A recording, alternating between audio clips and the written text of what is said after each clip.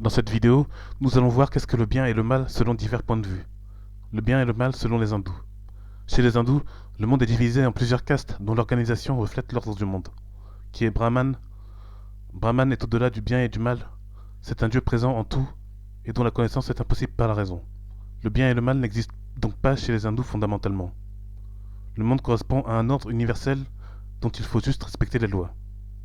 Chez les hindous, cet ordre correspond aux castes dont chaque individu doit respecter les règles et les interdits. Au-delà des interdits propres à chaque caste, certains hindous croient également au karma et à la réincarnation.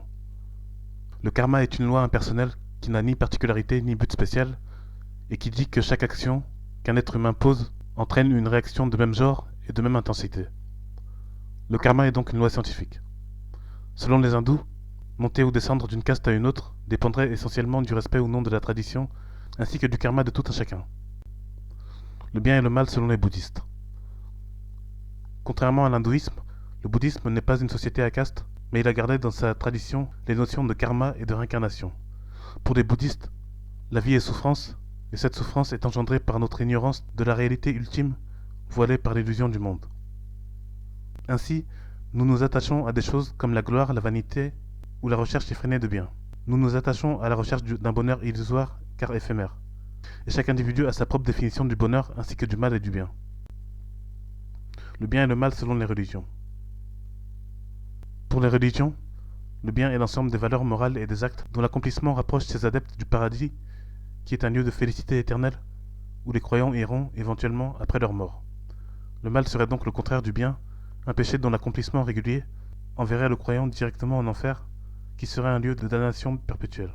Tous les préceptes moraux à suivre ou pas seraient donc consignés dans les religions. Coran, Bible, Dieu serait le représentant anthropomorphique du bien dans l'univers, et le diable serait le représentant du mal. Le bien et le mal selon les animistes. Les animistes ne parlent pas en général de karma et peu de réincarnation. L'animisme est basé sur le respect strict de la tradition, qui elle-même est basée sur les lois de l'univers. L'animisme est donc basé sur des notions d'ordre et de désordre, et pas sur des notions de bien ou de mal. Un nombre élevé d'interdits définissent le comportement des hommes en société, et le non-respect de ces interdits entraîne en général la peine de mort ainsi que les malédictions. Le bien et le mal selon la métaphysique.